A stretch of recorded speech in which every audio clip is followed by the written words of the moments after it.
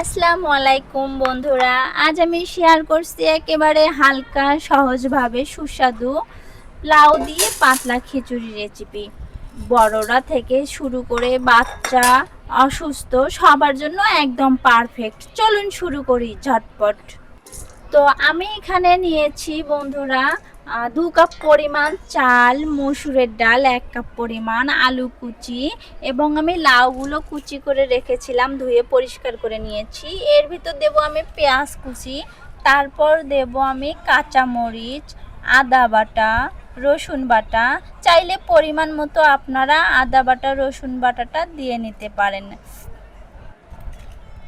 এরপর দেব আমি গরম মশলা, তারপর তেজপাতা। এখানে আমি দিয়ে নেব শুকনা মরিচের গুঁড়া 1 চামচ পরিমাণ, মশলার গুঁড়া 1.5 চামচ পরিমাণ,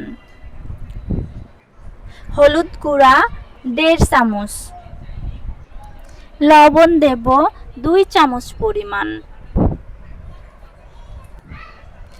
এরপর আমি দিয়ে নেব তেল। আমরা এখানে সব উপকরণ একসঙ্গে মিশে ভালো করে মেখে নেব। ঘ্রাণেই মন ভরে যাচ্ছে। এই লাউ দিয়ে পাতলা খিচুড়ি কার না খেতে ভালো লাগে, আর ঘরোয়া একটা স্বাদের খাবার। পাতলা খিচুড়ি খেতে ভালো লাগে না এমন মানুষ কমই আছে।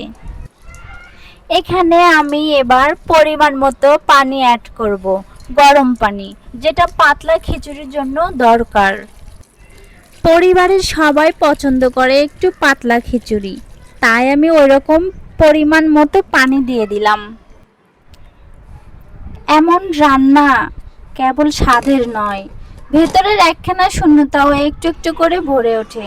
যেন এই পাতলা খিচুড়ির ঘ্রাণে লুকিয়ে আছে হাজারটা গল্প, না বলা কিছু ভালোবাসা, কিছু মায়া, কিছু হারিয়ে যাওয়া মানুষ। এবার আমি খিচুড়িটা হালকা করে নাড়াচাড়া করব, চাল ডাল যেন একসাথে মিশে যায় আর লাউটা ভালো করে সিদ্ধ হয়ে নরম হয়ে আসে। এভাবে আস্তে আস্তে খিচুড়িটা গাঢ় হয়ে উঠবে, ঘন একটা ভাব চলে আসবে, ঠিক যেমনটা আমরা চাই। ঘরটা ভরে যাচ্ছে দারুণ একটা ঘ্রাণে। বুঝতেই পারছি খিচুড়িটা তার মতো করে ধীরে ধীরে পারফেক্ট হয়ে উঠছে। এখন শুধু একটু ধৈর্য, আর কিছুক্ষণ পরেই পরিবেশনের পালা।